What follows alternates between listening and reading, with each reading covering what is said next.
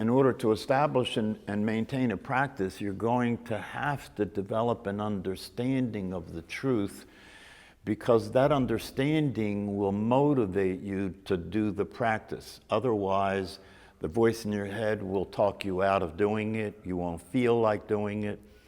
You won't think to do it. Most of humanity only can do what it likes doing, what it thinks to do is correct, and what it feels like doing.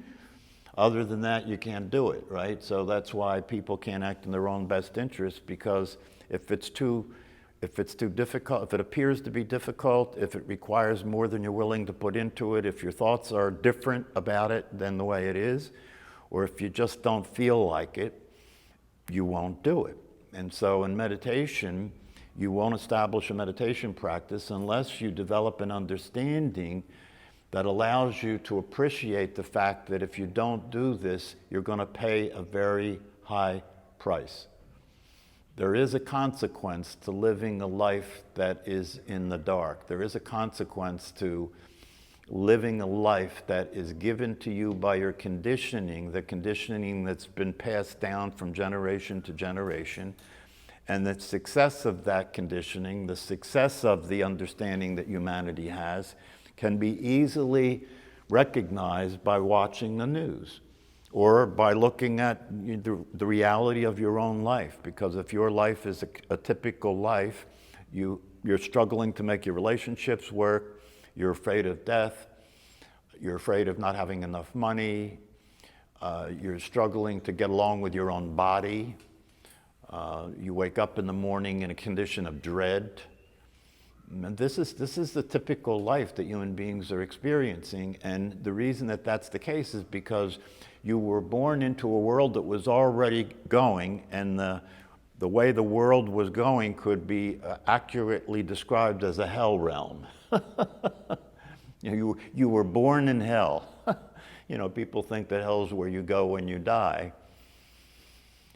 Well, they say that heaven on earth, the teachings say that heaven and hell both exist together on earth. Whether you're experiencing one or the other depends on your consciousness, depends on how awake you are. If you're asleep and if your conditioning is running the show, then your life is a suffering life, your life is a struggling life, your life is a coping life, your life is a difficult life, and then you die. If you understand what the truth is, motivation to practice meditation is natural because you want to be awake. You want to experience the heaven on earth, not the hell on earth. And in order to do that, you have to wake up and you have to come out of the dream. You have to come out of the thought process, and you have to come out of the conditioning that you inherited when you were born in this world and start to see things as they actually are. And the truth is, the way things actually are is that, and don't worry about whether what I'm about to say is something that makes sense to you, or you believe or you don't believe. If you don't believe it, don't worry about it. Nonetheless, it is the truth. The truth is that you and I are not separate from one another. We're not different from one another. We're exactly the same. The awareness that you are and I am is literally exactly the same. Therefore, I can say I am you and you are me, and that would be correct. And that's why you hear things like treat your neighbor as you would have them treat yourself, because they are you. That's the truth. So that's one of the truths. The other truth is you're not who you think you are, right? We have learned to be who we think we are, and who we think we are is a physical body and a personality that has a name and has a story and all the rest of it, and that's who we get up in the morning and be all day, is the personality with the body. And we're living using our conditioning to try and make life work. It's very important for you to stop and take inventory and realize that up until now, as much as you have tried to use the conditioning, to use the education, as much as you have tried to cope with life, struggle with life, change life, improve life, it hasn't worked out very well. And the reason that that's the case, and the reason there's still a lot of suffering going on, is because you're still living in a conditioned state that is unrealistic and is not consistent with the way things actually are. Meditation is a practice that gradually will allow you to wake up and see the truth. See that your life is a brief visit. If you were living your life every day with the clear understanding that your life is a brief visit. My Zen teacher wrote a book about life from the viewpoint of the truth, and the book is called A Temporary Affair. So the truth is that you and I are not going to be here long at all. And if we were living our life with that understanding from moment to moment, we would take things differently. For example, you would understand you don't have time to get your shit together. You don't have time. 70 years is nothing to understand the truth. Is nothing to live a life that's worth living. And so like Plato or Socrates said, an unexamined life is not worth living. So one of the things that's useful if you're going to practice meditation is to take and do an evaluation of your life. Are you happy? Are you satisfied? Are you peaceful? Is your life working? Are your relationships working? What's your relationship to your physical body? Are you a detriment to yourself, or can you act in your own best interest? Most people can't. Most people can't even eat the right foods to stay healthy. Most people can't do the exercise to keep their body in shape. And then they torture their body with stress, right? No wonder people are dying sooner, and there are more and more diseases to kill us, We perpetuate cancer, we perpetuate it. Studies are now showing that there's a high correlation between cancer and depression. There's a high correlation between cancer and the foods that people eat that ends up causing the disease. So there's a lot of good reasons to practice meditation, to wake up, to experience coming alive, to start to see things as they really are, so you can start to live a life that's functional and workable, so you can start taking care of your body, so you can start relating to other human beings realistically, instead of considering them to be in your way, considering them to be a threat to you. So the talks are very important, and to come to a class consistently where you have somebody that can present these truths to you and help to keep you motivated, help to keep you on the path so that you're practicing the meditation correctly, so that you can get the results that makes possible.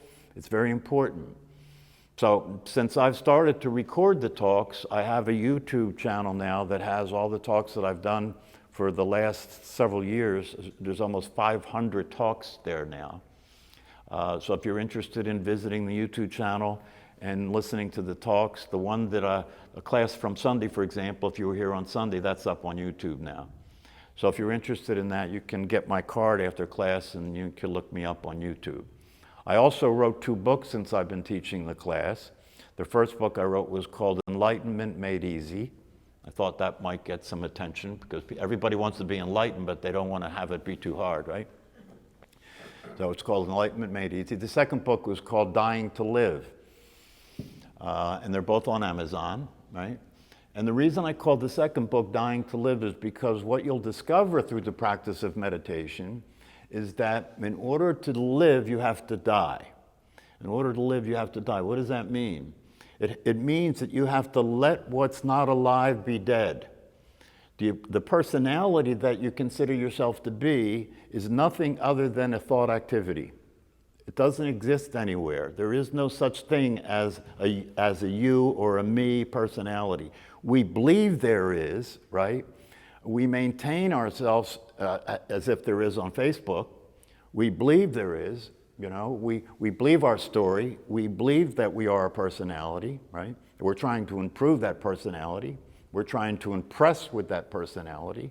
We're trying to live with that personality and go to sleep at night. The reality of it is the personality is not real. In the ancient teachings, they call this the teachings of no self. It's considered to be the most important teaching there is, the teaching of no self. To discover that the personality is nothing but a thought activity.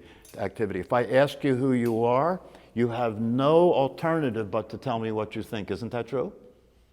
That's the only way you can answer the question, is to tell me what you think. Therefore, you are who you think you are. The problem with that is, other than thinking that, it doesn't exist. It simply doesn't exist. This is a very important discovery to make, right?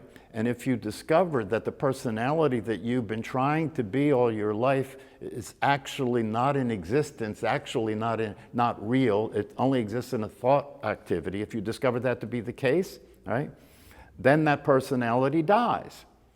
Because you thought it was real and you were trying to live your life as that, and then you discover it's not actually real, and so what you thought was real isn't real anymore. That means it's dead, it dies, and then when it dies, the real you shows up.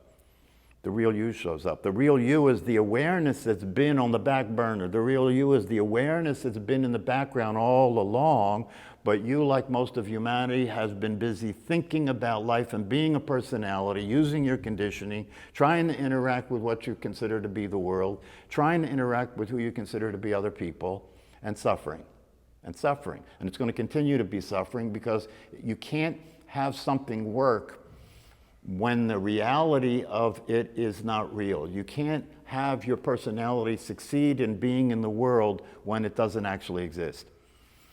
Right? So you begin through meditation. See, when we're moving attention from the thought activity to the body breathing, you're moving your attention away from the process that says you're a personality. You're moving your attention away from the process that's telling you a story about the world, telling you how the world is, telling you how you are and other people are. It's telling you that all the time. It's your conditioning using a voice in your head to run the operation. And if you think that's you, you are being subjected to a mechanical, automated, highly conditioned, fear-based, highly confused system that's running the show. And when you practice meditation, the possibility starts to come into existence for you to wake up and discover who you really are other than that. And when you discover that you really are the awareness, not the thought process and the personality, you can then start to use that as a way of living your life. Start to pay attention and see things as they really are, so that you can start to have a life that works, start to have a life that you can enjoy, start to have a life in which there's peace, functionality, and happiness. So it's not something that's going to happen overnight. It takes time, it takes a commitment, it takes a conviction, it takes practicing every single day to gradually come out of the condition that most of us find themselves in. And so in order to do that, in order to establish a meditation practice, right, you're going to have to deal with your mind.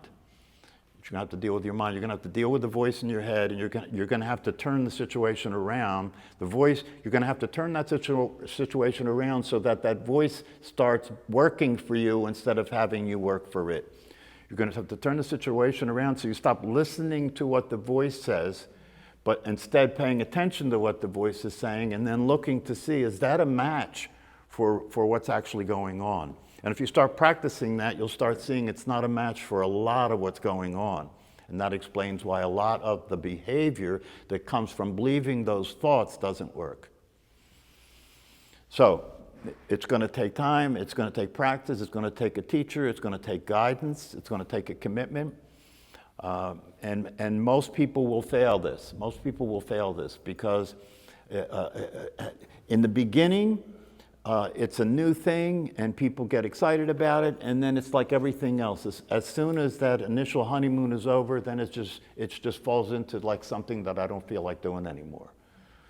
So you have to understand that that's going to happen. And by the way, if you're new to meditation, right, and you came here and you sat for the period of time that we did, and you concluded, I don't want to do this. This wasn't comfortable. My thought process was racing the whole time. I was restless the whole time. Why would anybody practice this, right? Well, that's a typical experience for somebody that's new at meditation. But I can tell you that's not meditation. You're just trying to do it in the beginning, that's all. And that's why it's uncomfortable and restless. But you have to stick that out. You have to go through that initial phase, and you have to keep getting the support necessary, and you have to keep studying the teachings. It's even more important in the beginning to study the teachings because that's where you need the most motivation to get through that initial period of trying to meditate and being uncomfortable. I can tell you that's not meditation. If you stay with it, you'll gradually start to have a direct appreciation of what you're practicing, and the experience of practicing meditation will start to become different, right? The experience of meditation, once you get further down the road and the body starts responding to relaxing and the mind starts to calm down, when you sit down to meditate, you'll find that you go into a very peaceful, relaxed, positive state in which you're resetting your mind. You're changing your brain when you practice meditation. If you want to read a book about that, the neuroscience of meditation, it's a book called Altered Traits by Dr. Richie Davidson. Talks about all the research that was done on monks, researched using scans to scan their brain, and the research showed that their brains were very different from people who didn't meditate. The structure of the brain and the process of the brain. So if you're somebody that needs the science to be motivated, read that book. That'll motivate you. But you do need to come to an understanding about how all this works so that you can stick with it over time. And when you do that, there are people who have been coming to this class for years now, and they have reported to me that because they stuck with it and continued to practice and refine the practice and deepen their understanding of the practice, it has changed their life. It has changed their experience of who they are. It's changed their experience of the world. It's changed their experience of the relationships. So it's proven itself to work. But it won't work by itself. You've got to take it on and take responsibility for doing it every single day and developing the understandings necessary that are the foundation for the practice of meditation. About it is that anything that you give your attention to fully, you're totally involved with what you're doing. So there's no attention here. It's all out there, right? Then you're not there. All that's there is the piano playing, right? And when you're not there, that's when you're there. Right? Because the you that's not there is the thought process, because you're busy paying attention to what you're doing completely, right? And when you're doing that, what's there is the awareness, and that's who you really are. And so you experience a relief and a relaxed state, okay? In meditation, we're doing a similar thing. We're moving attention from the thinking activity to paying attention to the breath. We're using the breath as the point of we're paying attention to. If we develop this sufficiently, right? Remember, I said this is a natural state here. This is not something that we're changing. This is the way we actually already are, right? So if we develop our ability to be in this natural state, right, then that experience that you have by playing the piano or somebody has by long distance running is available to you all the time under all circumstances. Because under all circumstances, you have the ability to pay attention, right, in such a way, all right, where you can see what's happening in the mental activity, see what's happening in the emotional state, in the physical body, right? And you can let that go and be present the way you are when you're playing the piano, right? This is the power that we all have as human beings that's untapped. It's untapped, right? So you follow what I'm saying? Yeah, absolutely. Yeah. So those things are wonderful, right? Those are playing a musical instrument, playing a sport, doing whatever it is where you can lose yourself in it is a wonderful relief, right? Meditation is something you can practice that makes that available all the time under all circumstances, even when you're upset. Even when the circumstances are difficult and trying, you will be able to go into this peaceful, relaxed, grounded state. That's not a state of mind, it's a state of being. A state of being is a natural state. A state of mind is a conditioned state. And as you get older, the dividends get higher as you get older, right? Because as you get older and you look in the mirror and you're disgusted, right? You can look in the mirror when you get older and realize what you're looking at is not you. That's just the body. That body is not you. So you can get along with it better as you get older. And as you get older, you can start to understand that if this truth that you've been discovering, called awareness itself, if you succeed in making the transition to being that instead of what you thought you were, right? The ultimate payoff, as Jesus Christ said, I offer you life everlasting. The ultimate payoff is to discover that you don't die. Because if it's true that you are this consciousness, that's not physical. That's not physical. They talk about it in the ancient teachings as the unborn. The reality of what you are wasn't born and doesn't die. The body was born. The consciousness appeared temporarily in the physical form, right? But it wasn't born and it doesn't die. So this offers you that. What more could you ask for than being peaceful, happy, satisfied, and to transcend your own death? That's what's possible through meditation. It sounds unbelievable. It's that radical and it's that unbelievable. Most people find that statement to be unbelievable. The idea that death isn't real, and that you could study this and practice this, and when the time comes for you to die, you could relax and let go and have a conclusion of a well-lived life.